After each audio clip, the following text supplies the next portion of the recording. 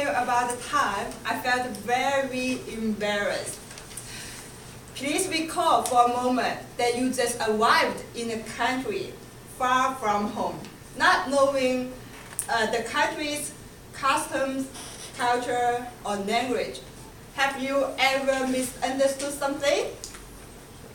For me, I will never forget the time I spent the first Halloween when I just arrived in Victoria for 2 weeks.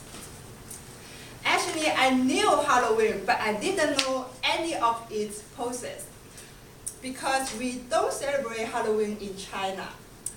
First, at that night, we were as usual, low candy, low decor. I was reading a book for my daughter. Suddenly, I heard the doorbell ring. Then I went to open the door. What I saw was a little boy in a Superman costume who stood there. At that time, my English, imagine my surprise when he said trick-or-treating and opened his bag of candy. At that time, my English was confined to say, hello, thank you, goodbye. I couldn't ask him, what was he doing? Or what should I do for him? Can you imagine what I did next?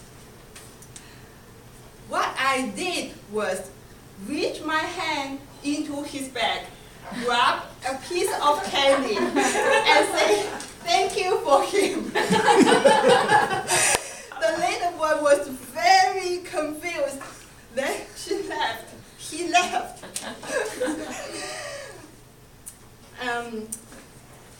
Next, I felt something was wrong.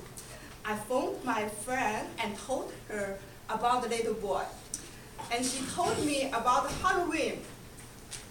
What do you think I did next?